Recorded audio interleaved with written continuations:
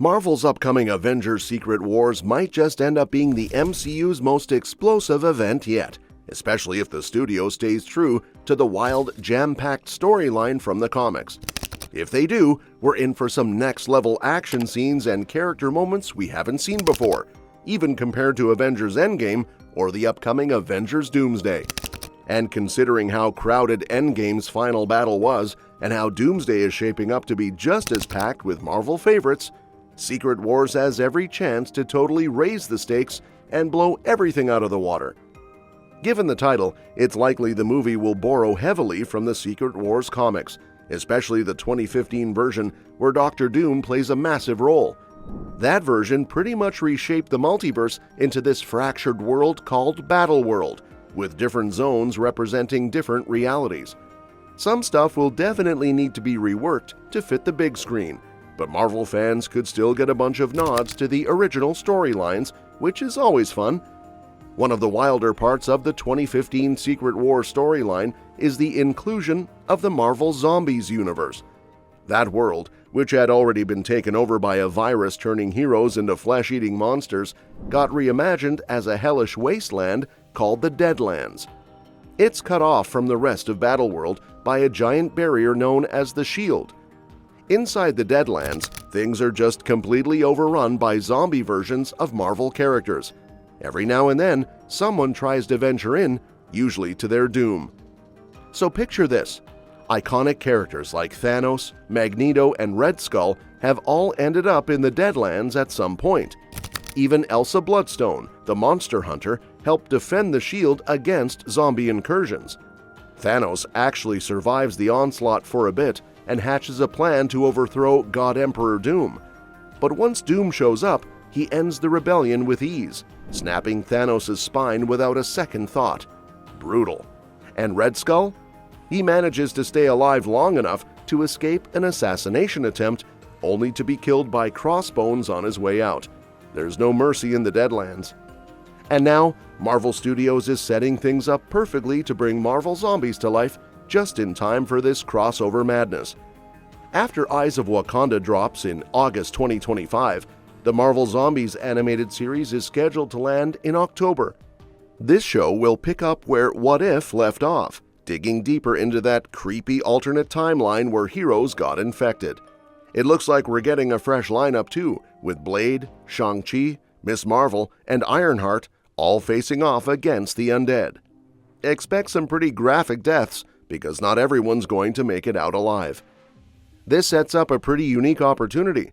If Avengers Secret Wars really wants to connect with the animated universe, the Deadlands could become a live-action tie-in to Marvel Zombies. That would be a first for the MCU, linking an animated show directly with a major movie. But even if they decide not to follow that exact path, they could still throw in a timeline where the virus spread across everything, leaving just a few survivors. That would let Marvel bring back zombified versions of iconic heroes. Think Iron Man, Captain America, Doctor Strange, and Scarlet Witch, but this time in live action.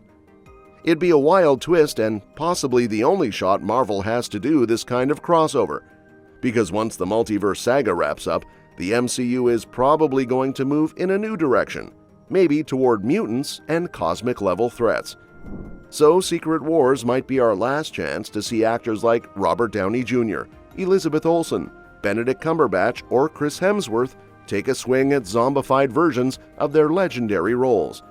That kind of all-star zombie team-up would be unforgettable. Now, zooming in on one of the freakiest parts of the Marvel Zombies comic universe, Scott Lang's Ant-Man. In Marvel Zombies Dawn of Decay number 3, we see just how terrifying he becomes when the virus hits. He goes full giant man and starts smashing through cities, facing off against none other than Groot and Hulk. He's got this look that feels ripped straight out of a horror movie, and he's strong enough to shake off a tank-throwing Hulk. That gives you an idea of how messed up things get. And even though Hulk and Groot keep trying to stop him, it's not brute force that wins, it's strategy. Groot eventually figures out the key is hitting Scott's shrinking device. That small moment ends up being the turning point in the fight and shows how a hero's powers can be just as dangerous when they're not in control of them. It's not just Ant-Man either. Wasp, Yellow Jacket, and Mystique all have the ability to shift sizes, and in a zombie outbreak, that makes them some of the most unpredictable threats out there. What's funny is that while giant zombie Ant-Man is nightmare fuel, his tiny zombie version is actually kind of hilarious. At one point, Groot forces him to shrink, and suddenly this terrifying monster is just this little ankle-biting horror that looks more cute than scary. It's a nice bit of comic relief in a story that's otherwise pretty intense. The visual of him lunging at Groot in his mini form is a reminder of how much comedy potential this character has, especially since that kind of absurd scale play is what made the original Ant-Man movie such a hit. The scene even taps into Edgar Wright's original vision for Ant-Man, where huge stakes could play out on a ridiculously small scale. That whole contrast, epic danger wrapped in something tiny and goofy, still works brilliantly. Imagine a zombie Ant-Man trying to brawl with a toy Hulk. It's ridiculous, but that's what makes it so entertaining. But don't let the laughs fool you. Tiny Ant-Man is still dangerous in his own way. If his little zombie bite can still break the skin, he could act like a carrier of the virus without anyone noticing. That's honestly kind of terrifying. He'd be like a mosquito, small, sneaky, and deadly. If he went unnoticed, he could easily infect the last few heroes standing. In the big picture, Ant-Man proves that being big or small doesn't really matter in this universe. Either way, he's a force to be reckoned with. His scenes are a great example of how unpredictable the Marvel Zombies universe is, and why it stands out from typical superhero stories. Whether Marvel goes full-on with zombie versions of its characters, or just teases a few of them in Secret Wars, it opens up a lot of cool possibilities. This also makes you wonder which other heroes might get the spotlight in the upcoming Marvel Zombie series, or even make surprise appearances in Secret Wars. With so many characters who could turn into terrifying threats or unexpected comic relief, the options are wide open. And if Marvel does go big with a live-action zombie crossover, it could be one of the most memorable and daring swings the studio's ever taken. And that's a wrap for now.